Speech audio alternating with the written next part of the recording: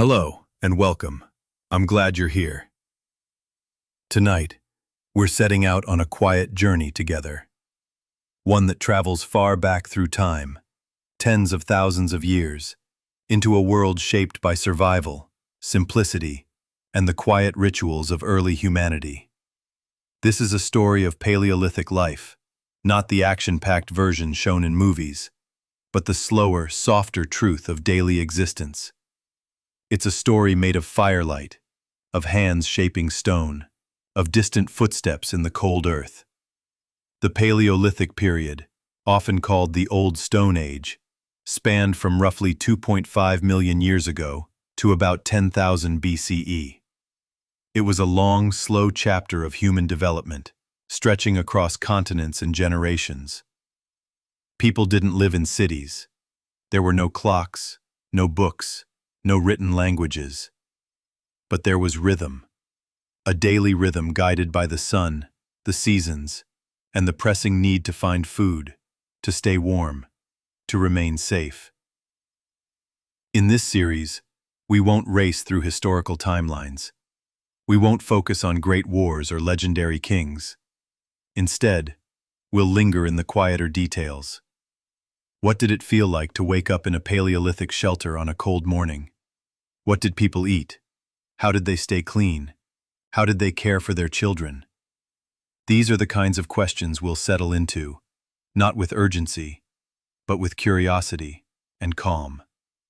If you're listening to fall asleep, you're in the right place. You won't miss anything by drifting off. These stories are made to be soft, ambient, and cyclical. They're here to ease your thoughts out of the day and into a slower rhythm. No loud sounds, no sudden twists. Just the gentle flow of an older world, a world where time moved differently. Before we begin, I invite you to take a moment to settle in. Make yourself comfortable, however that looks for you. Maybe your room is dark. Maybe there's a soft lamp glowing. Maybe you have the hum of a fan in the background, or the quiet murmur of the night outside your window. Wherever you are, let that place be a kind of shelter for you right now. Let it be your cave, your fire circle, your safe place. As you breathe, slow your thoughts. There's nowhere else you need to be right now. This is your time to rest, to listen, or not listen, to follow the story, or let your mind wander like smoke drifting into a night sky. We'll be spending the next while together, tracing the patterns of life that once echoed in the footsteps of our earliest ancestors. You'll meet them not as museum exhibits, but as real people. People who made choices, laughed quietly around fires, stitched hides together with sharpened bone, and taught their children how to listen to the wind. This is the beginning of their story, and for you, it's the beginning of rest. Let's begin. The night passes slowly in a Paleolithic world. The fire crackles softly, its warmth the only true protection against the chill that creeps in from the dark edges of the shelter. Outside, the world sleeps in its own way. Rustling trees, distant animal calls, a gentle breeze carrying scents of cold earth and wild grass. And then, somewhere near dawn, the rhythm of the day begins again.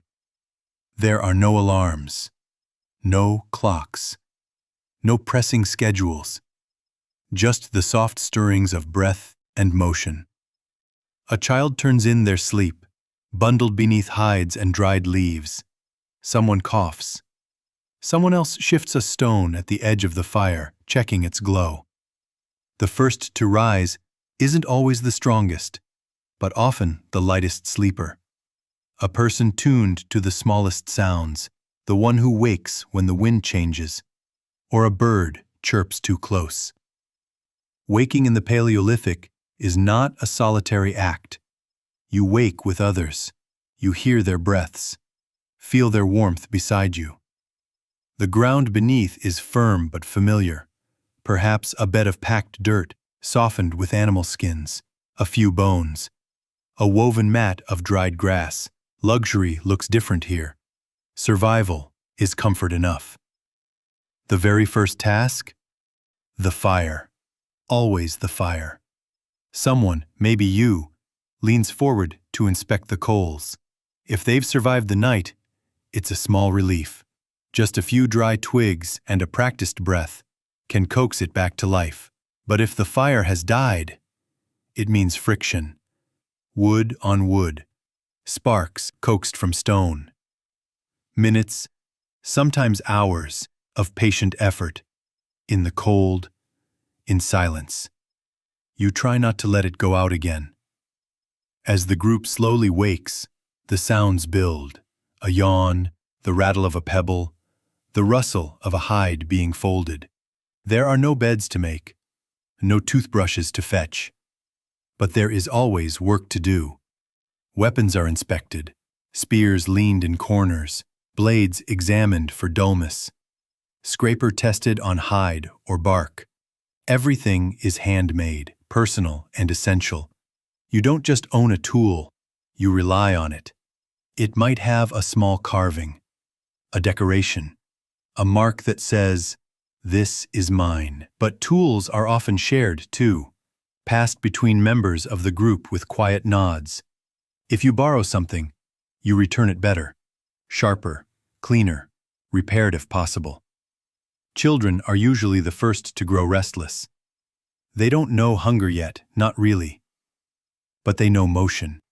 They stumble around the fire, chase shadows, poke at insects on the ground.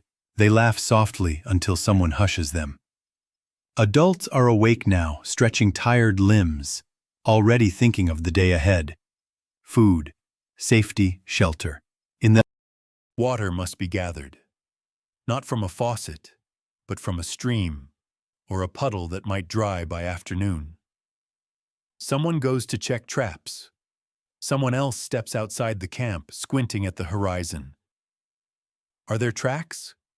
Are there animals nearby? Any signs of movement or danger? These questions shape the day before the sun even finishes rising.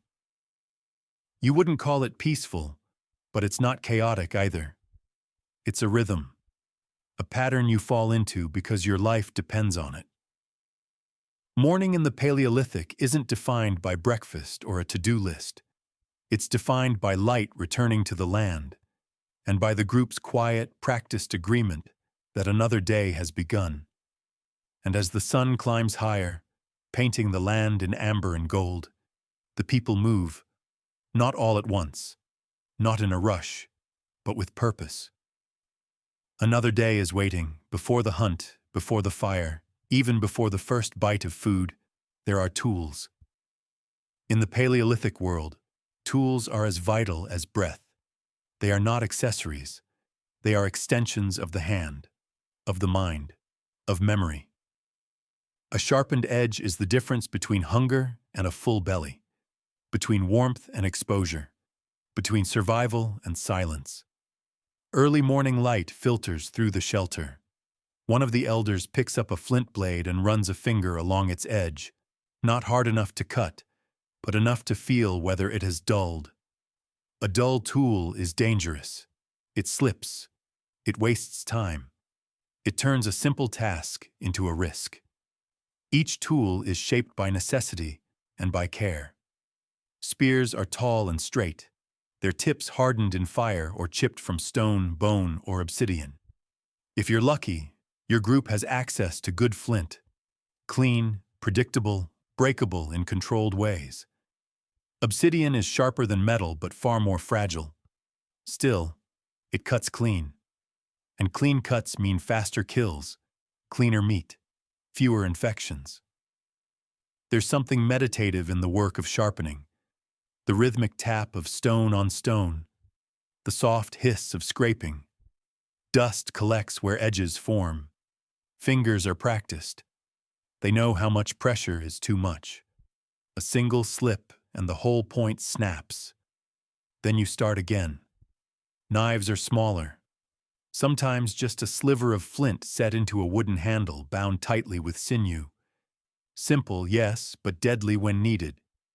These tools clean hides, carve bones, open up the world inside animals. They don't rust. but they break. And when they do, it's not a small loss. Every tool is time. Time spent shaping, searching, chipping, refining. Scrapers come next. Flat stones with carefully angled edges.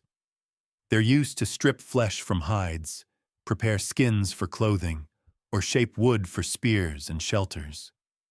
They're often held with pride, worn smooth from use. A well-balanced scraper might be passed down, carried for seasons. There's also the hammerstone. Rounded, heavy, used for cracking bones or working other stones. Less glamorous, maybe, but just as essential. Sometimes the best ones are simple river rocks, chosen for their heft and feel. And then there's the atlatl, a spear thrower used by more advanced groups. It's a clever invention, a lever for the arm. With it, you can throw a spear farther, faster, with more force. Mastering it takes time. It's not instinctual, but once you learn, you never go back. Tools aren't private exactly, but they're personal. People carve marks into them, decorate handles with etched lines or wrapped fibers, a pattern here, a bone bead there, not just for beauty, but for identity, for memory. A way to say, this one is mine. I made it. I shaped it. It has taken things apart and helped keep me whole. Borrowing someone's tool comes with understanding. You respect it. You use it carefully. Maybe you bring it back sharper than it was. Maybe you trade something for it, a good meal, a favor owed, a share of the next hunt. Tools are not just objects in this world. They are stories. Each chip, each crack, each polished edge carries the memory of effort, of need, of life lived close to the land. And as the group gathers their gear for the day, there is a moment, just a moment, of silence. The kind that comes when things are ready, when edges are sharp, when the weight of a blade in the hand feels right. The day can begin in earnest now. The tools are prepared. In the Paleolithic world, children are not kept separate from the flow of daily life. There are no playgrounds, no formal schools, no scripted schedules. Instead, learning is constant, woven into every moment, and childhood blends almost seamlessly into the rhythms of adulthood. At first light, it's often the children who stir earliest. They wriggle beneath hides, blink at the pale sky, and reach for warmth, be it from the fire or the nearest body beside them. There's a curiosity in their waking, a quiet restlessness. Not the kind that demands attention, but the kind that simply explores. A pebble here, a beetle there, a stick with an unusual shape. There are no toys, not in the way we think of them now. But the world is full of objects with potential. Smooth stones become dolls. Bones become musical clackers. Charcoal from the fire becomes drawing material, etched onto cave walls or the backs of hands. Play is not separate from learning. It is learning. Children stay close to their mothers, especially in the early years, but others help too. Older siblings, aunts, even elders past the age of the hunt. The family, in this time, is fluid. Less about blood, more about proximity and shared care. A group functions like a single organism, and the young are everyone's responsibility. Discipline is rarely harsh. There are no long lectures, no written rules. Boundaries are physical, immediate, and tied to survival. A child ventures too close to the fire, and they're pulled back quickly, not with anger, but with urgency.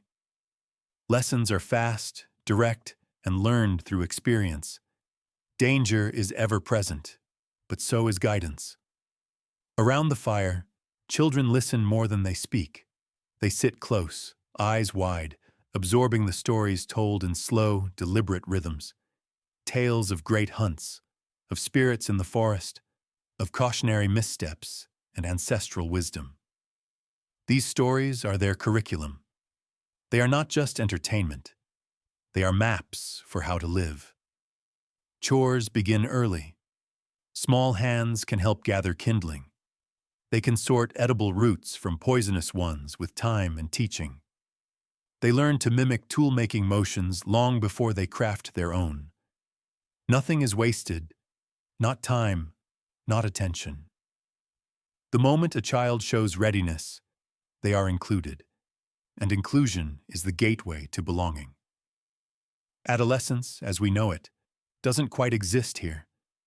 There is no long transition into adulthood. Change comes quickly. A first successful hunt, a solo foraging trip, a night spent alone, listening to the animals move through the dark. These are the thresholds, and once crossed, there is no ceremony, just a quiet shift in how the group sees you. You are no longer the learner. You are now expected to teach. Affection is subtle but present. A hand on a shoulder, a pelt draped over small shoulders on a cold morning. Laughter shared between mother and child while cleaning roots. Moments of connection, brief but rich, are stitched throughout the day. And when a child is lost, the grief is vast and deep, though seldom spoken aloud. Mourning is quiet, a personal ache carried within the rhythms of the group.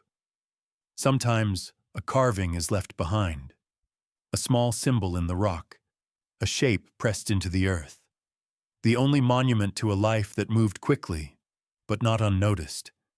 Children in the Paleolithic world are not just observers. They are apprentices in the making of life. They are the future firekeepers, hunters, gatherers, artists, and storytellers. They don't grow up behind glass. They grow up in the wind, under stars, beside embers, with hands full of dirt and eyes full of wonder. They are always watching, always learning, and always becoming. Cleanliness, in the Paleolithic world, doesn't mean what it does today. There is no soap, no scent of citrus or lavender, no porcelain basins filled with warm water. But hygiene still exists, not as luxury, not as ritual, but as quiet, persistent necessity. Bathing happens when it can. If a river is nearby and the weather is kind, people wade in, splash water over their skin, scrub with coarse handfuls of sand or smooth stones. There is no towel, no shampoo. The water is cold and often quick to chill the bones, but it rinses away sweat, dirt, and the residue of long days spent moving, digging, hunting, working. In colder seasons, bathing becomes less frequent. Too much exposure to water can be dangerous. Hypothermia, cracked skin, weakness. Instead, people wipe down with dry leaves, with grass, with snow. They rub the skin with ashes or animal fat, a primitive barrier against wind and cold, and a substitute for soap. It works mostly. Not perfectly, but enough. Odor is universal. Everyone smells like smoke, earth, and leather. A group shares its scent, carried in hides, hair, and breath. To a stranger, it might be overwhelming, but within the group, it fades into background. You do not notice what is always with you, and sometimes smell becomes signal of who is near, of who is missing, of who is coming home. Teeth are cleaned with twigs, bones, or even fingernails. Small sticks are chewed until they fray, then dragged across the teeth.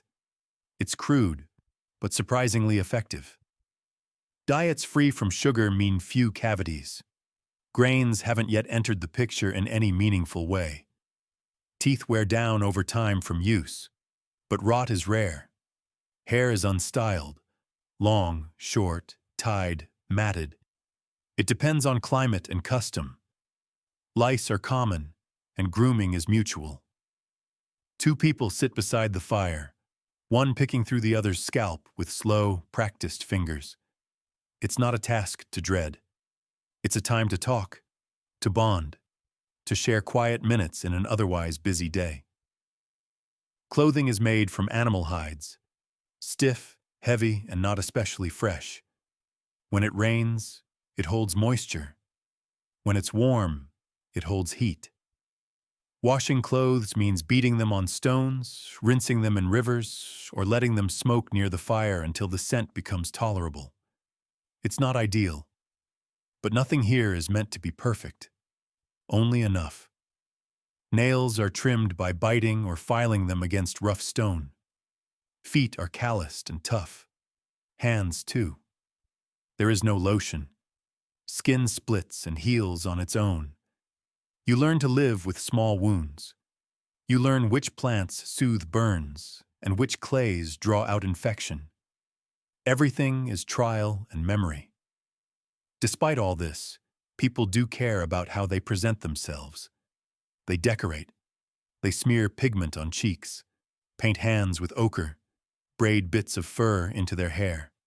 Not every day, but on some days, special days, to mark a hunt, a birth, a death, or simply because someone felt like it.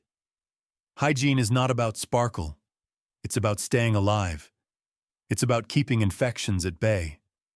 About feeling ready to face another day of walking, of carrying, of skin pressed against skin in tight shelters. It is a quiet kind of care. And for this world, it is enough. In the Paleolithic world, there's no expectation of breakfast waiting for you. No sizzling pans or steaming bowls. There's only what was left from the day before, if anything. And if nothing remains, the day begins with a plan, not a meal. If dried meat was stored and the fire survived the night, you're lucky. A strip of smoked mammoth or bison, still tough but chewable, may serve as a morning reward. It's not savory. It's not sweet. It's survival, dense with fat and muscle, smoked until nearly brittle. You chew slowly, quietly. Nothing is wasted. Not time, not energy, not calories. Often, though, there is no leftover meat. The group wakes to a kind of hunger that doesn't cry out, but waits. It's the background hum of a life lived without certainty. And so, the morning begins with movement, with foraging. Foraging is not random, it is learned. Handed down from parent to child, generation to generation. What roots can be eaten raw? Which berries are safe? Which ones look safe but lead to hours of agony? The knowledge is deep and vital.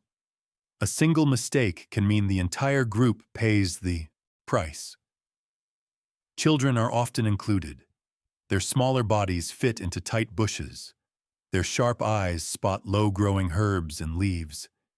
They learn the differences not from books, but from watching, touching, tasting, and remembering. Insects, though perhaps unsettling to modern palates, are a staple of morning foraging. Grubs, beetles, ants, reliable protein, easy to find. Collected from under rocks, inside rotting logs, along riverbanks. Some are eaten raw, some roasted lightly on hot stones. They crunch, they nourish, they fuel. Eggs, too, if you're fortunate.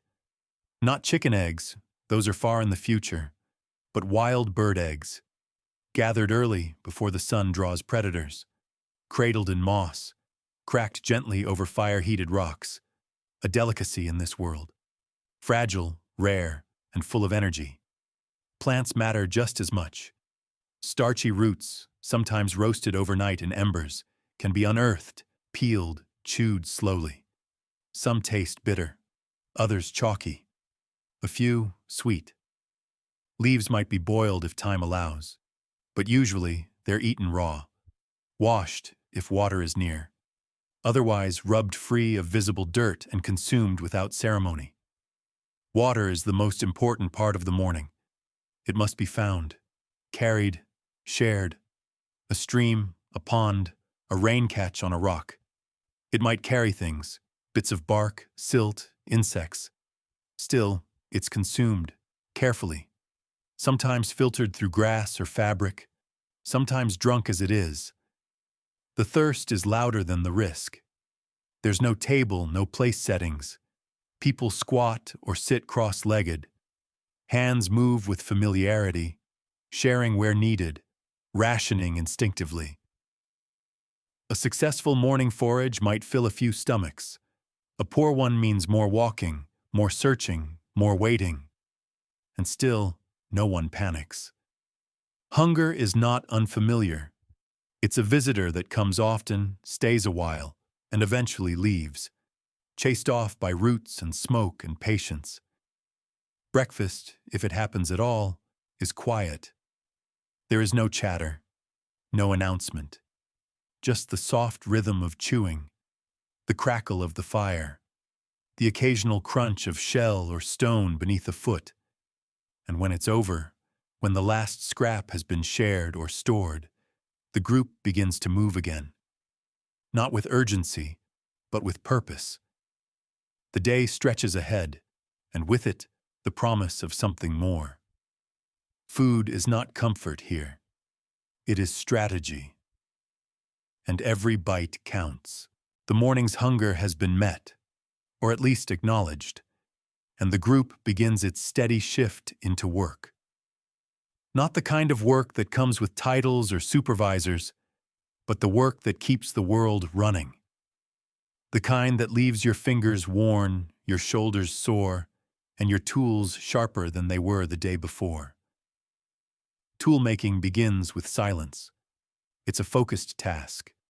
Not loud, not rushed, just steady and precise.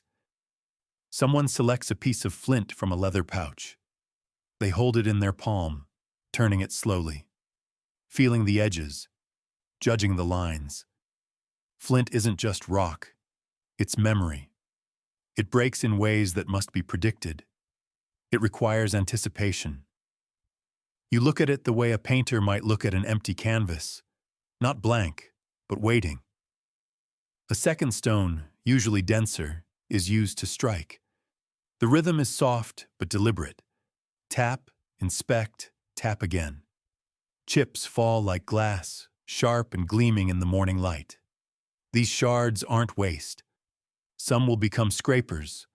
Others will be used for carving or cutting. Nothing is discarded without a second thought. Nearby, someone else works on a spear shaft. It's a long process. A straight branch is shaved down with a scraper, the bark removed, the shape refined. Occasionally, the shaft is heated near the fire to harden and straighten it. Hands rotate it, test the balance. A spear isn't just a stick with a point. It's a tool of survival. It must fly straight. It must strike hard. It must not break. Binding is another art entirely. Strips of dried sinew, animal tendon, are soaked, then wrapped tightly to hold blade to handle, stone to wood. As the sinew dries, it shrinks, creating a grip so tight it feels like a single piece. Resin or natural glues might be added, heated just enough to melt, then set to cool. The result is something strong, functional, and often beautiful in its own rugged way. Children sometimes sit nearby, watching, mimicking. They pick up leftover flakes, press them against sticks, or simply feel the sharpness. It's not play, it's rehearsal. They are learning what a finished tool feels like, how it balances, how it cuts. Old tools are also examined. Wear is inevitable, edges dull, handles crack. The materials are limited, so repair is part of the craft. You don't throw away a knife just because it chips. You rework it. You sharpen it down. You give it a second life. Some people specialize. Not formally, not with titles, but everyone knows who makes the best blades, who can find the strongest branches, who ties the cleanest bindings. These are quiet reputations, earned over time, passed along in whispers. If someone shares their technique with you, it's a sign of deep trust. The work isn't done all at once. People take breaks. stretch, shift positions. But by midday, there's a pile of new tools beside the fire. A row of spears stacked neatly against a wall, blades tucked into leather wraps, scrapers ready for hide work, progress measured in quiet productivity. There's no applause when something is finished, just a nod, a satisfied exhale. Maybe a moment where someone picks up a finished tool and gives it a test slice through a bit of bark. If it works, it's done. If not, it's back to work. This is not art for art's sake, but it is a kind of beauty. Each edge, each handle, each curve, shaped by patience, repetition, and the memory of survival. And tomorrow, it will happen all over again. Because tools don't last forever, but the need for them always does. When the tools are ready and the sky is clear, the hunt begins. It is not a loud event.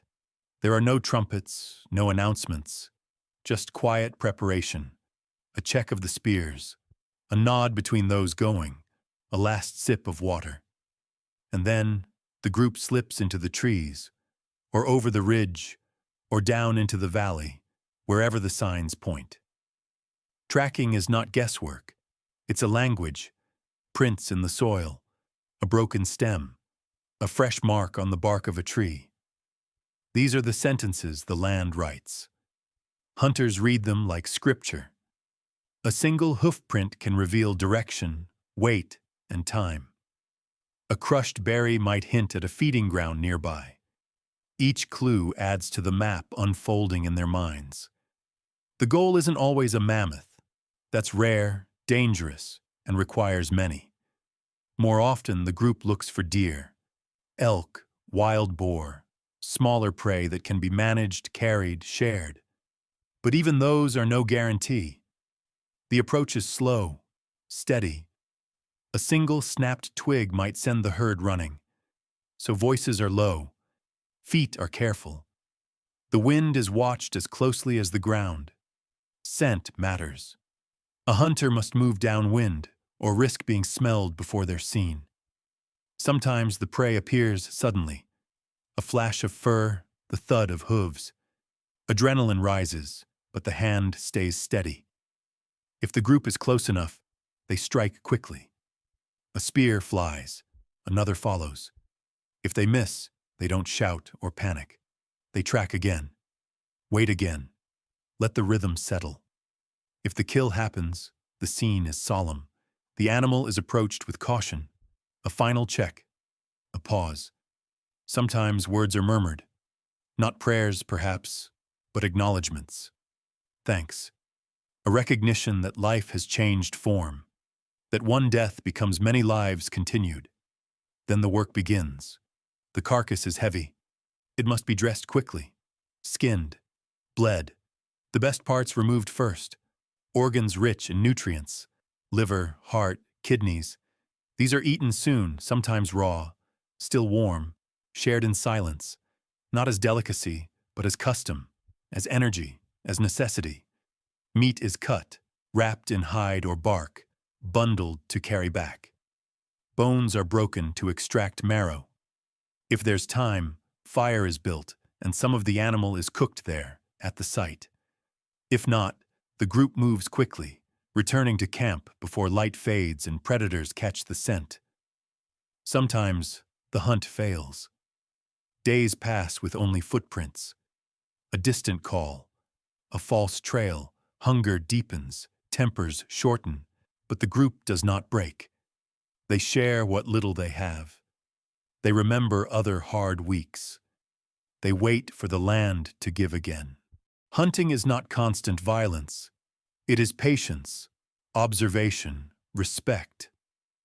The hunter is not separate from the animal. They are part of the same story. Two creatures moving through a shared world, bound by the same cold, the same thirst, the same drive to survive.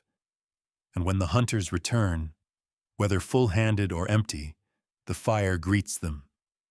Eyes watch them enter. The children run to see what's come back. and the story of the day is told without words, written in blood or in silence. There will be another hunt. There is always another. The earth is wide, the game is fast, and the hunger waits. While the hunters track their quarry beyond the horizon, another kind of work unfolds closer to home. It is quieter, slower, but no less vital. It is the gathering of roots, leaves, nuts, berries, seeds, and all the overlooked offerings the land gives freely, if you know where and how to look. Foraging is not guesswork. It's a kind of ancient science, passed not through books, but through fingertips and memory. A grandmother teaching her granddaughter that this plant soothes a burn, while that one will make your throat close. An elder tracing the pattern of leaves with a stick in the dirt, repeating a rhyme to remember which ones are safe to eat. Knowledge flows through these lessons like water through river stones. Slow, steady, precise. Groups of women, elders, and children move slowly through the landscape. Eyes scan the undergrowth. Hands brush aside grass. There is a rhythm to it. Stop, stoop, pluck, store. Stop, stoop, pluck, store. They carry woven baskets or pouches made of hide. Anything that can hold the bounty of the wild. Some plants are common, reliable. Wild onions, tubers, sorrel, yarrow. Others are seasonal surprises. Ripe berries glowing like embers in the underbrush. Nuts that rattle softly in their shells. Edible flowers that bloom only after a good rain. Each find is greeted with quiet joy. Not celebration, just the soft satisfaction of recognizing an old friend. Insects are part of the harvest too. Beetles under bark. Ant larvae tucked into soft soil. Grubs hiding in decaying wood. They are collected carefully, sometimes with sticks, sometimes by hand. They are protein. They are calories. They are food. Occasionally, small animals are caught during the gathering. Frogs, lizards, even nesting birds. Children may be sent ahead to peek into crevices, to listen for rustling. They are quick, curious, eager to prove their worth. Their laughter, though hushed, moves through the brush like birdsong. Gathering isn't without danger. The forest holds snakes, thorns, sudden drops. Predators, too, always silent, always watching. That's why groups stay close. No one wanders far. The safety of the circle matters more than the abundance just out of reach. The weight of the pouches increases as the sun rises higher. Backs ache, knees stiffen. But the work continues. These are the meals that keep the group going between hunts, that flavor the meat, that soothe a sick child or offer energy during lean days. Every nut cracked open is a small victory. Every handful of wild greens, a thread in the larger net of survival. When the gathering is done, they return, not in triumph, but in presence. The fire is still burning. Children run to peek into the bags, hoping for berries. Elders sort the finds. What must be eaten soon? What can be dried? What should be used for medicine? Foraging is not glamorous, but it is the heartbeat of the Paleolithic day. A quiet choreography between people and place. A long-standing partnership with soil, leaf, and root. And when the night comes and meals are shared, no one asks where the flavor came from, but everyone tastes it, and everyone is thankful. Fire is more than warmth, more than light, more than a way to cook. In the Paleolithic world, fire is everything. It is safety, companionship, memory. It is the heart of the home, though there are no walls. Where fire lives, people gather. Where fire flickers, stories are told, tools are sharpened, wounds are soothed. It is the boundary between life and the deep cold of the world outside. But fire doesn't keep itself. Someone must always tend it. Each morning, the coals are checked. A pale wisp of smoke, a buried ember, a breath of heat. These are signs the fire survived the night. If it's gone, there's a quiet dread. Starting fire from scratch is not impossible, but it's slow, frustrating, sometimes futile, especially in wet weather. So those responsible for firekeeping are respected, even if no one says it aloud.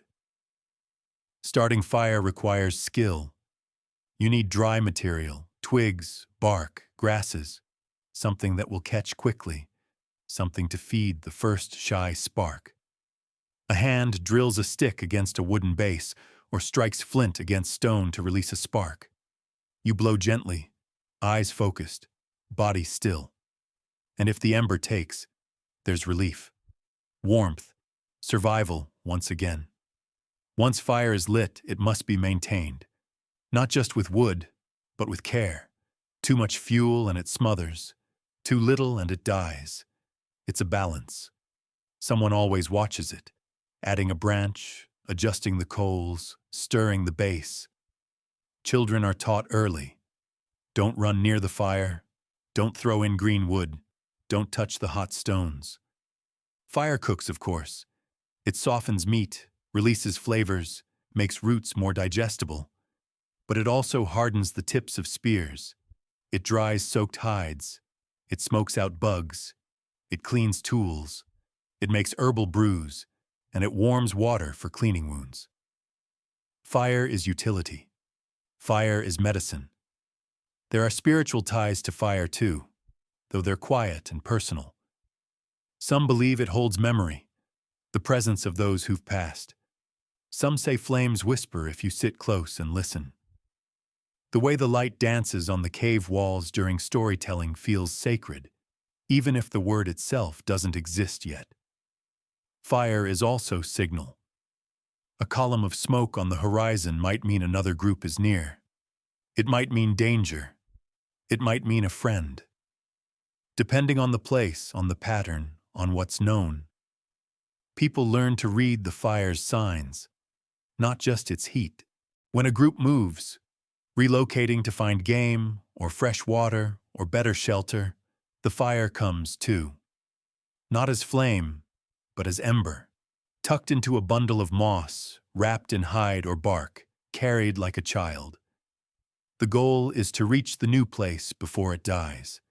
If it lives, the next fire begins easily. If it dies, the process begins again, with hope and friction. At night, fire is protection. It keeps animals away, though not always. It calms the youngest. It marks the center of the group. People sleep with their backs to it, trusting its warmth, its glow, its watchful flicker. In the silence of the dark, it hums. Soft cracks, occasional pops, a presence more than a sound. Fire is never just fire. It is continuity, and it is life. In the Paleolithic world, shelter is not permanent. It's not ornate, but it is essential. When people speak of this time, they often imagine caves, dark, echoing chambers cut into the earth. And yes, caves were used. They were cool in the heat, dry in the rain, and protected from predators. But caves were not always available, and even when they were, they didn't always suit the needs of a moving group. So more often, shelter had to be built. A good spot is chosen carefully. Near water, but not so close as to risk flooding. Hidden, but not so deep in brush that predators or insects have the upper hand. The ground must be firm, the wind manageable, the view open enough to see what's coming. Building begins with branches, long ones for a frame, curved ones for shape. Bones are used too, mammoth ribs sometimes, or antlers from a previous hunt. They're leaned together, tied with sinew, layered for strength. Over this skeleton, hides are draped, softened by hand, smoked to preserve, stitched together with bone needles and gut thread. Sometimes, grass is piled on top. mud packed in between layers. The goal isn't beauty, it's insulation, rainproofing, wind resistance. The inside must stay dry, must stay warm. There is no blueprint, only memory. Only the way someone's father did it. Only the way someone's grandmother said it should face east. Inside the shelter, the ground is lined with hides, or moss, or dry leaves. Something soft, something insulating. People don't sleep in rows. They sleep in a knot, huddled together, sharing heat. The fire burns low in the center or just outside, its smoke sometimes piped through a gap in the structure or allowed to rise through a flap. There are no rooms, no privacy, but space is respected. Everyone knows whose pouch is whose tools belong where. The shelter may look chaotic, but it is known. Every object has a story. Every corner has purpose. Storage is limited. Dried meat is tied in bundles and hung where animals can't reach. Roots are buried in cool earth beneath the sleeping areas. Water is held in gourds, bladders, or leather pouches. Weapons lean in a corner. Scrapers and blades tucked into crevices. Nothing is locked, but nothing is carelessly touched either. Repairs are constant. A windstorm may tear a seam. Rain may soften the roof. Hides must be re-smoked. Frames must be reinforced. Everyone helps. Children fetch branches. Elders stitch patches. Someone reshapes the door covering so it no longer flaps in the night. It's never finished, just always maintained. When it's time to move, because the food runs out, or the water turns, or the animals vanish, the shelter is dismantled. Some parts are carried, others are left behind, returning to the ground from which they came. The land is not cluttered with ruins. It forgets quickly, and the people move forward. In time, they'll build again, with new wood, new hides, new stories layered into the old frame. Shelter is not about comfort. It is about endurance. And home in this world is wherever the fire can be kept dry. In the Paleolithic world, parenting is constant. There are no babysitters, no cribs, no scheduled nap times. Raising a child happens in the open, in the dirt, beneath the trees, beside the fire, within the daily motion of life. And education, it's not something that begins at 5 and ends at 18. It is a lifelong transmission of survival, given moment by moment. There is no separation between learning and doing. A child is never too young to watch, to hold, to ask, to try. A toddler grips a stick and mimics the way their parent pokes at the fire. A 6-year-old scrapes at a hide with a dull flake, proud even when the piece tears. A 10-year-old follows silently during a hunt, eyes wide, soaking up every movement. There are no chalkboards, no scrolls. The earth is the classroom, and the teachers are everyone. Mothers teach constantly. Through gesture, through repetition, through patience. They guide small hands, demonstrate how to twist fibers, how to hold a piece of fruit to avoid the thorns, how to squat silently while watching an animal pass. Fathers do the same, modeling strength, precision, restraint. But so do elders. So do older siblings. In this world, the whole group raises the young. Discipline doesn't come in the form of shouted orders or harsh punishment. Instead, it is correction through demonstration. A sharp look, a redirect, a second chance to do it right. The dangers are too immediate to leave room for indulgence, and so children are taught to listen, to nature, to elders, to instinct, and still, there is softness. A child who cries is comforted. A scraped knee is wiped clean. A frightened toddler is lifted, pressed against a chest until breath slows. There are lullabies. soft hums that echo beside the fire. There are games, stones stacked into towers, foot races between cousins, stories acted out with sticks and shadows. The stories are everything. Long before formal language develops, children are hearing narratives, around the fire, during walks, while food is prepared. These stories teach what the tongue cannot: how to respect the animals, what it means when the moon is full, why the fire must never be left alone. They are education in disguise, memory wrapped in myth. And a child who knows the stories is a child ready for the world. There are rites, too, though they vary. A child might be sent to sleep alone one night to show bravery, might be asked to bring back water without spilling a drop, might be tasked with crafting a tool from start to finish. No help, no correction. These are not tests. They are transitions, quiet thresholds between still learning and ready to lead. Failure is not shameful. It is expected. A child will cut themselves with a sharp flake, will wander too far and be brought back with a scolding, will eat something bitter and spit it out. These moments are not punished. They are remembered.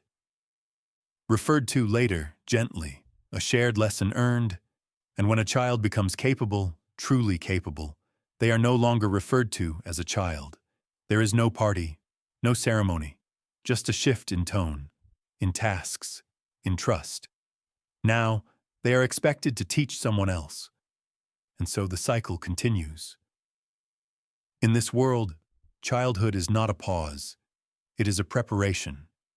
And every moment, every scraped knuckle, every whispered story, every held hand is part of the becoming. In the Paleolithic world, there are no written letters, no carved runes, no digital messages bouncing across satellites, but communication flows constantly, not just through words, but through gesture, glance, and the quiet choreography of life lived together. The spoken language exists, though its vocabulary is small, shifting, tied to the land. Words might change from one group to the next, but tone, rhythm, and inflection carry meaning even when vocabulary fails. A grunt can mean agreement. A whistle across the valley can signal danger. A rising cadence in speech invites laughter or attention. The human voice is the first instrument, and it is played carefully. Much of daily communication is nonverbal: a tap on the shoulder to pass a tool, a raised eyebrow to signal curiosity or warning. A child copies the hand movements of an elder as they crack nuts or sharpen stone. Communication is not just information, it is imitation, coordination, rhythm. Around the fire, conversation stretches out. It's slower here. Words aren't rushed. There are pauses. Time to think. Time to listen. Storytelling thrives in this space. A single tale can spiral into others, factual or fantastic. Hunters speak of near misses, gatherers of strange berries found in new places. Someone imitates the way a bear stood on two legs. Another adds a sound, a movement, a laugh. It's performance and memory wrapped together. Humor exists here too. Earthy, physical, quiet. A well-timed expression. A prank involving a rock in someone's sleeping space. A mocking imitation of someone's snoring. Laughter isn't just allowed. It's necessary. It bonds people. It softens days that are otherwise heavy with hunger, cold, and work. There are rules, though none are written. You don't speak over an elder. You don't interrupt a story mid-arc. You don't brag too much unless you're ready to be gently mocked in return. Silence is as much part of conversation as speech. It's okay to say nothing, to simply sit, to let the fire speak instead. Touch plays a role, too. A hand on the back when someone returns from a long hunt. A shoulder bump to greet a friend. Mutual grooming, picking lice or braiding hair, acts as both hygiene and affection. Touch is how comfort is given and trust reaffirmed. Romantic relationships begin in the background of all this, not with declarations, but with quiet attention. Someone offers the best piece of cooked meat. Someone laughs at a joke a little too long. Two people sit slightly closer each night. Over time, they may begin sharing tasks, fixing a shelter together, preparing hides, watching each other's siblings. There's no proposal, just recognition. Conflict happens. Of course it does. A sharp word, a jealous glance, a stolen scrap of meat. But most conflicts resolve without violence. Words are exchanged, usually in front of others. Someone mediates. There is a chance to explain, to apologize, to move on. In small groups, grudges are dangerous. Tension spreads. Harmony isn't idealism, it's strategy. Music is part of social life too. Rhythmic drumming on hollow logs. Bones clack together. Humming in unison while working hides or walking long distances. Songs are short, repeated often, adapted to different tasks. Children invent lyrics, elders refine them, everyone sings. The group operates like a woven net, each strand flexible, connected, necessary. Roles may shift, but connection remains. Each person is known deeply. Their habits, their skills, their fears, their strengths. This intimacy doesn't always bring closeness, but it always brings awareness. You may not love everyone you live with, but you know them, and you speak in ways only shared survival can teach. In a world with no books, no statues, no written scripture, art still emerges. It always does. Where there is life, there is expression. And in the Paleolithic world, art is not just decoration. It is memory, meaning, and mystery. It begins with the walls. Cave walls become canvases. Smooth patches of stone, deep inside caverns where firelight dances and shadows stretch. There, with ochre, charcoal, and manganese, humans leave their marks. Animals dominate these images. Bison mid-charge, deer leaping, mammoths towering. Sometimes the creatures are real, sometimes exaggerated. Their outlines are simple but alive. Their forms echo motion, breath, chase. Some are painted with fingers, others with brushes made from chewed twigs or tufts of fur. Paint is made by grinding minerals and mixing them with animal fat or water. The process is patient, repetitive, intentional. Sometimes stencils of hands are left, palms pressed to the wall, pigment blown over them through hollow bones. What remains is a ghost of presence. I was here. I saw. I remembered. The purpose of these paintings isn't fully known. Were they ritual? Were they teaching tools? Were they prayers? Or just reflections of awe? Likely all of the above. What's clear is that they mattered.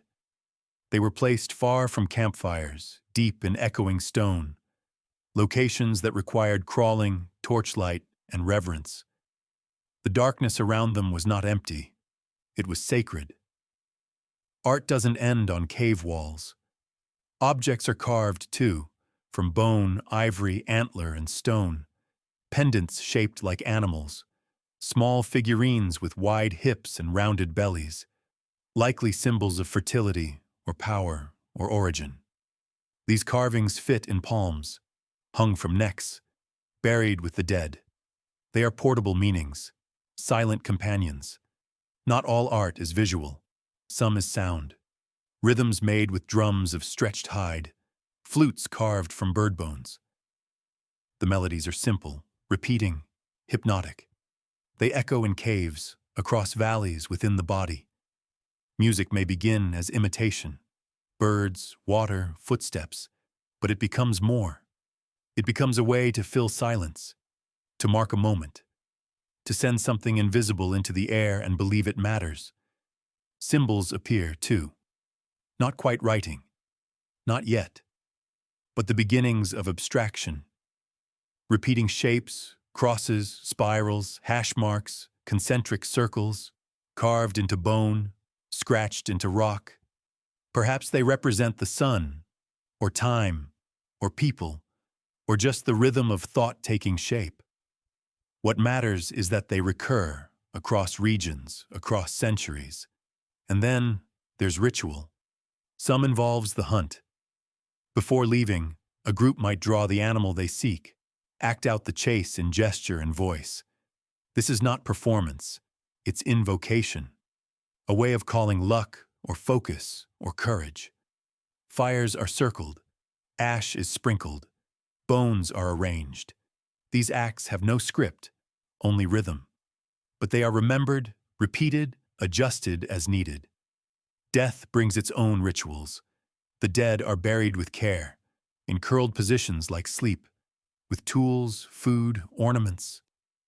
Bodies are sometimes covered with red ochre, a color linked with life, blood, renewal. The graves suggest belief, not necessarily in gods, but in meaning. That death is not the end, that something continues, or waits, or matters. There is no priest, no temple, but there is spirit, in the wind, in the animals, in the fire's glow. A stone may be carried not for use, but for feeling. A certain tree visited not for fruit, but for silence. These moments of reflection, reverence, and unspoken connection are the roots of spirituality. Not a system, a sensation. Paleolithic art is not primitive. It is precise. It is intentional. It is a record of human imagination stretching beyond survival. Even in the coldest caves, people dreamed, and their dreams left marks that still speak. In the Paleolithic world, pain is not rare. Life is sharp-edged, filled with falls, cuts, burns, breaks. But pain is not ignored. It is understood, managed, responded to. Paleolithic people are not without care. They are without modern tools, yes, but not without compassion, or knowledge, or the will to ease suffering. Medicine begins with observation. People know which plants ease fever, which roots slow bleeding, which leaves cool burns. This is knowledge passed through generations, not in books, but in demonstration, in memory, in story. A certain bitter bark is chewed when joints ache. A poultice made from crushed herbs is laid over wounds. Tree resin is applied to infected cuts. Honey, when available, is prized for its ability to protect and preserve. Injury is a constant companion. A twisted ankle from a misstep on uneven terrain. A deep gash from tool-making gone wrong. A burn from embers. A cracked tooth from chewing gristle. Each problem is met with action, not panic. First, the wound is examined, cleaned, perhaps with water, perhaps with sand or even urine if nothing else is available. Then packed, bound, and watched. Fractures are more serious.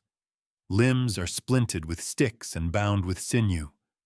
The injured person may be carried, or left in a protected place with food and water. They are not abandoned. To leave someone behind is rare and mournful. Groups are small. Every person matters. Every loss is felt. Shamans often serve as healers, not just because they know plants, but because they understand fear. Their tools are symbolic: painted stones, carved bones, dried herbs tied into bundles. Healing is ritual as much as science. A whispered chant, a rhythm tapped on a drum, smoke blown across the body. Whether or not these acts have biological power, they have meaning. They calm, they connect, they give hope. And hope matters.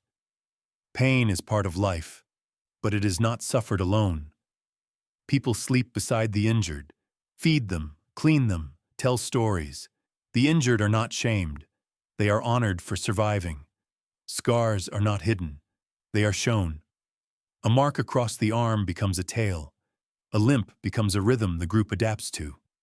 A missing finger becomes a lesson for others. Death comes, still, often, but not without effort to prevent it. In childbirth, women surround one another, holding, guiding, speaking low. They know the signs, the rhythms, the moments when help is needed, and the ones where quiet is best. Infants are welcomed with touch, with breath against their skin, with eyes wide in wonder. If a baby is lost, the group mourns. The fire burns low. No words are needed, just presence.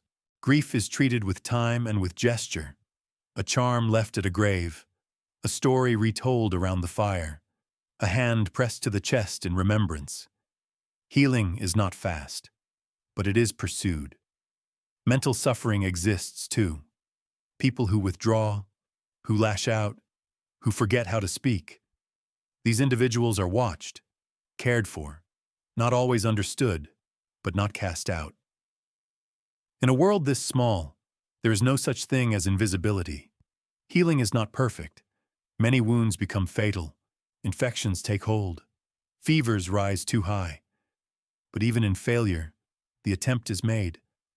Medicine in the Paleolithic age is not advanced, but it is deeply human, rooted in attention, in empathy, in the refusal to ignore pain. And in that, it is not so different from our own. In the Paleolithic world, no one stays in one place forever. The land changes, herds move, water dries up, the seasons shift, and people, flexible, observant, mobile, follow. Movement is not just strategy, it is rhythm, a pulse that carries groups from valley to coast, from forest to plain, always guided by instinct, memory, and need. Travel begins with signs. Less game near the usual hunting grounds, fewer routes in the gathering places, a change in bird calls, a sudden chill in the morning air. Sometimes it's not scarcity but opportunity, a new set of animal tracks, a rumor passed from another group, a dream someone swears is meaningful. Packing is not elaborate. There are no wagons, no beasts of burden. What you own must be carried. Bundles of hide hold tools, dried food, precious stones, fire-starting kits. Infants are tied to backs with leather slings. Children walk or ride on shoulders. Everyone carries something. Everyone contributes. Routes are chosen carefully. Elders remember the good paths, places where rivers cross, where cliffs can be scaled safely, where shelter once stood. The stars help, too. Constellations change with the seasons.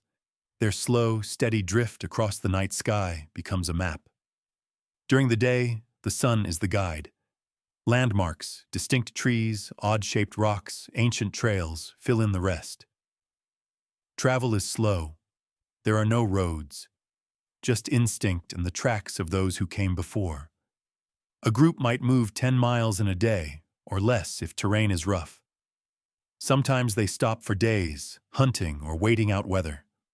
At night, temporary shelters go up. Fires are made. The old routines resume, even on the move. The youngest complain. Their feet hurt. They want to stay, but they learn. They adjust. The elders move slower, but they set the pace. They point out edible plants. Remember places where wild onions grow or where a cave held shelter once. Their knowledge keeps everyone alive. The dangers are real. Injury on the road is serious. A twisted ankle delays everyone. A predator, following at a distance, keeps nerves high. Rain turns soft ground into treacherous mud. Cold seeps into bones during night marches. But people are prepared. They know how to make camp quickly, how to move silently, how to retreat if needed. Sometimes, other groups are encountered. From a distance, fires are seen, or voices, or footprints. There is tension. Will they be friendly? Will they compete? Will they trade? Or will they challenge? These meetings are delicate, gesture-heavy, cautious. A shared meal might follow, or mutual silence. But always, eyes stay alert. Migration also means ceremony, not formal, but felt. Crossing into a place not visited in years. Remembering where someone once gave birth. Passing the tree struck by lightning that no one ever touches. The land becomes layered with memory. Each season leaves its mark. And when a new campsite is chosen, there's relief. The fire is rebuilt. Tools unpacked. The rhythm returns. People sleep deeply that first night, tired from walking, but comforted by stillness. In the morning, the work resumes. Hunting, gathering, mending, but for a moment, there is rest. And the sense, quiet but powerful, that this too is home. Even if only for a little while. Movement is not aimless. It is the shape of survival. A dance with time, weather, and the whispers of the earth. In the Paleolithic world, meals are not scheduled. There are no set lunch breaks, no timers buzzing in kitchens. Instead, eating happens when food is found, when fire is ready, when the group is together. Meals are less about formality and more about sharing, of resources, of stories, of survival itself. Food is precious. Every piece matters. A handful of berries, a strip of dried meat, a roasted root dug up after hours of searching. There are no leftovers unless they are meant to be dried or hidden away for leaner times. What is gathered or hunted is brought back to the fire, laid out, divided. Not always equally, but with care. The strongest hunters may receive the choicest cuts. The elders may be given the softest pieces. Children are fed first if the group is struggling. These decisions are unspoken, determined by habit, by respect, by need. Cooking is simple but thoughtful. Meat is roasted over coals or laid on hot stones, sometimes wrapped in leaves, sometimes skewered on sharpened branches. Roots are softened in ashes. Eggs, when found, are boiled in heated water stones or carefully placed near the fire to warm slowly. Smoke is constant, flavoring everything, preserving what can't be eaten quickly. The smells fill the air. Even the simplest meal, a few scraps of meat, bitter greens, a fistful of nuts, feels rich when it sizzles over the fire. The sound of crackling, the glow of heat, the shared glance when something smells especially good, all of it forms a quiet celebration. There are tools, not many, not fancy, wooden bowls, flat stones for cutting, bone knives, sharpened flakes. Hands do most of the work, tearing, crushing, passing. Fingers are sticky, stained, worn. Water is fetched in bladders or gourds, often warmed before drinking, especially in colder seasons. The act of eating is slow, not out of luxury, but out of necessity. People chew carefully. Bones are gnawed, then broken for marrow. Nothing is wasted. Skins are saved. Scraps are dried. Even bones too small for tools might be crushed into powder for future use, mixed into pastes, spread on wounds, offered to the fire as thanks. As food is eaten, stories are told. Not grand ones, just the small accounts of the day. What someone saw while gathering, the moment a bird startled the dogs, how close the spear came to the rabbit before it escaped. These stories loop into one another, grow exaggerated, draw laughter. They are seasoning, nourishment of another kind. There are no plates to clean afterward, no garbage to throw away. The fire is stoked, embers raked back. Ashes shift quietly as the group leans into the night. Some still chew, others rest. Children drift into sleep beside the fire, their faces lit by the last flickers of flame. There is something sacred about these moments, not religious, perhaps, but deeply human.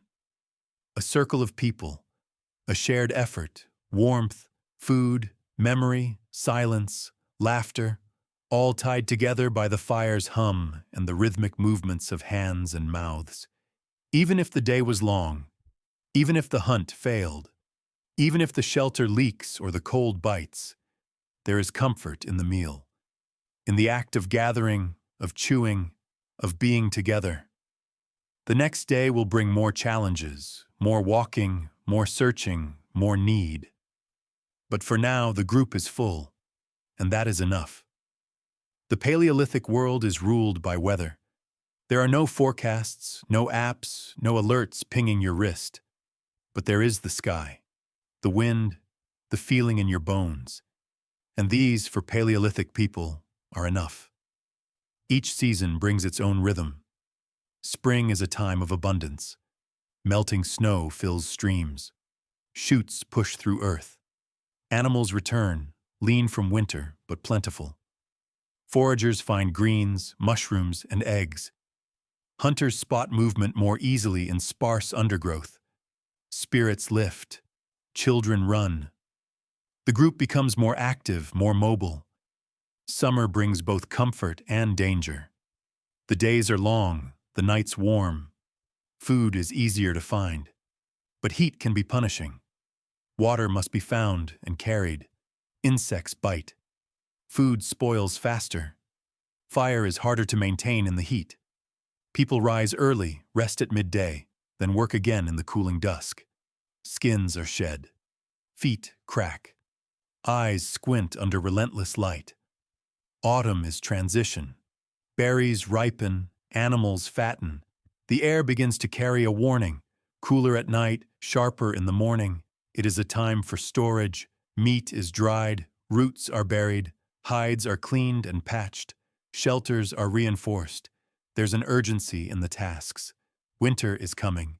You can feel it in the wind. Winter is survival. The cold comes quickly. Snow settles over trails. Streams freeze. Game becomes scarce. Foraging stops. Days shorten. Fire becomes the center of life. Everything revolves around it. People stay close. Talk less, move slowly.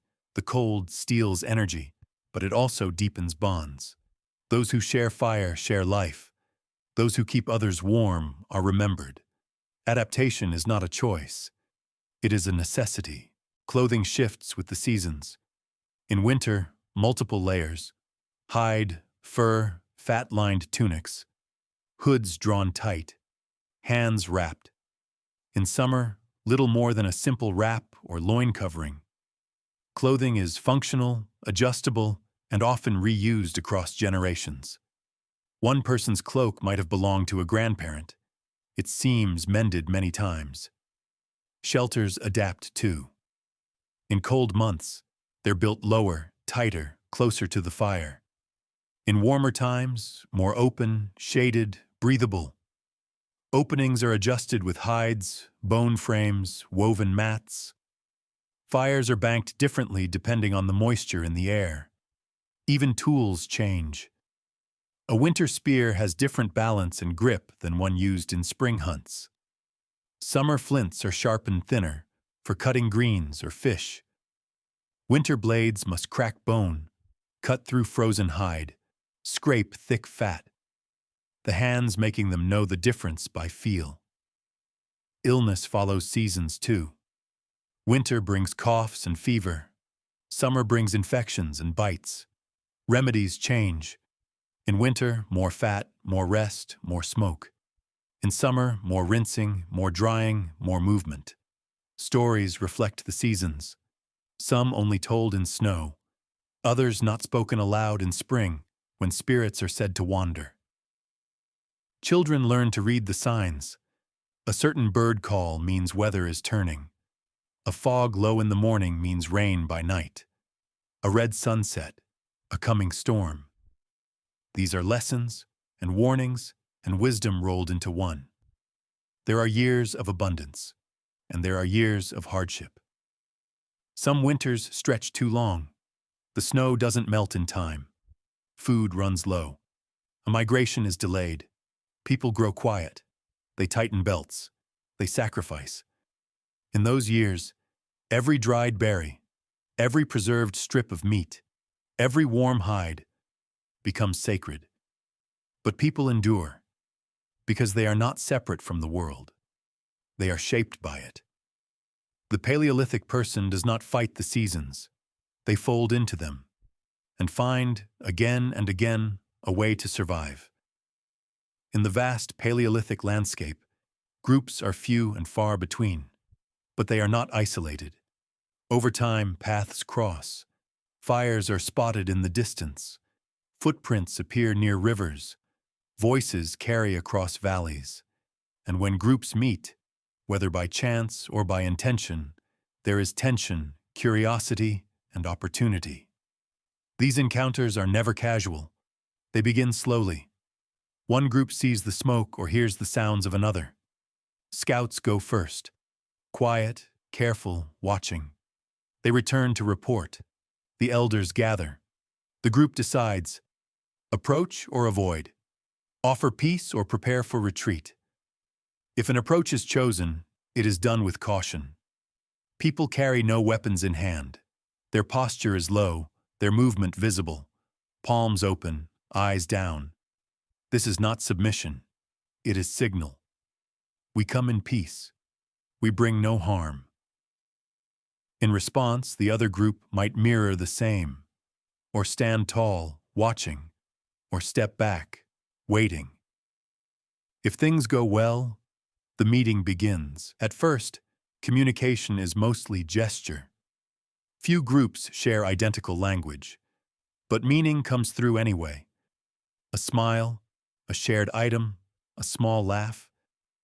Children often act as bridges, curious, unafraid, tugging at strangers' clothing or offering a piece of bark to chew. The adults follow suit. Soon, exchange begins. Not trade in the modern sense. There are no coins, no fixed prices, but there is value. One group holds extra flint, another smoked fish. One has a rare red pigment, found only miles away. Another carries herbs unknown to the first. A necklace of carved teeth is offered for a set of arrowheads. A woven cord is exchanged for a pouch of dried berries. Sometimes the exchange is physical, sometimes ceremonial. A dance, a song, a story acted out with sticks and mimed gestures. These are gifts too, shared culture, shared humanity. What begins as suspicion becomes celebration, and then the real exchange begins. Knowledge. One group tells of a migration path that ended at a frozen lake. Another shares how they trapped a new kind of bird. Someone mimics the movement of a large animal seen far to the west. These stories ripple outward, carried with the travelers who pass through, becoming part of the wider memory of the land. These meetings can last hours or days. Some groups part immediately after the exchange, returning to their routines. Others stay nearby, building separate fires, then merging slowly, eating together, dancing together, forming temporary supergroups. Children born from these unions are welcomed by both sides, carrying stories from two camps. Not all encounters end well. Misunderstandings happen. A gesture misread, a word taken as insult, a piece of food refused too quickly. Tensions rise, voices sharpen, hands drift to weapons. If lucky, an elder or mediator steps in. A gift is offered. A joke is told. A song is sung to break the air. Violence is avoided. But sometimes, conflict erupts. Fights are brief, brutal, then over. The cost is high, and both groups carry the memory. They avoid the path for years. They speak of the other group with warning. The land remembers. Still, peaceful exchange is far more common, not because people are kind, but because they are practical. Sharing means survival. Isolation brings risk. Groups that connect, even briefly, spread their knowledge, their tools, their bloodlines. It is how ideas move, how languages change, how culture grows. And over generations, these exchanges build something bigger. A quiet network of memory, mapped not on paper, but in story and song, and the shape of a carved stone found far from its origin. The Paleolithic world is wide, but its people are not alone. As the Paleolithic age fades into the deep silence of time, it leaves no written records, no grand monuments, no books passed down, but it leaves something else, something older, deeper, and harder to erase.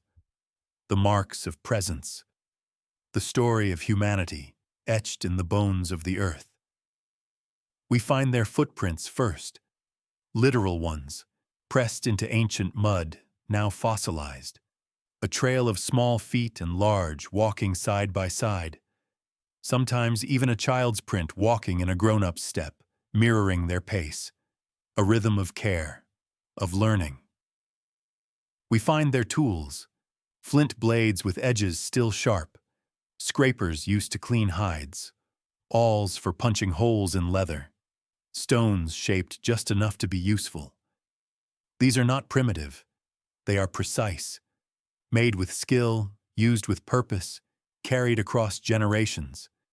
Some are found far from their source, showing trade, travel, curiosity.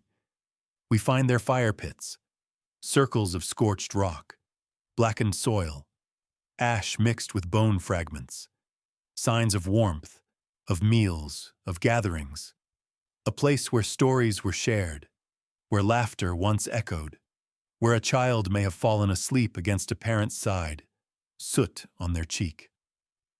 We find their art, paintings deep in caves, untouched by light for thousands of years, horses in motion, bison with wild eyes, hands pressed to walls like signatures left across time.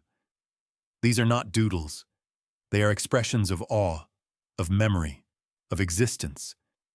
We find their burials, bodies placed with care, curled as if sleeping, adorned with beads, red ochre, tools, and bones. Death is not abandonment, it is transition. And in the quiet of these ancient graves, we hear a whisper.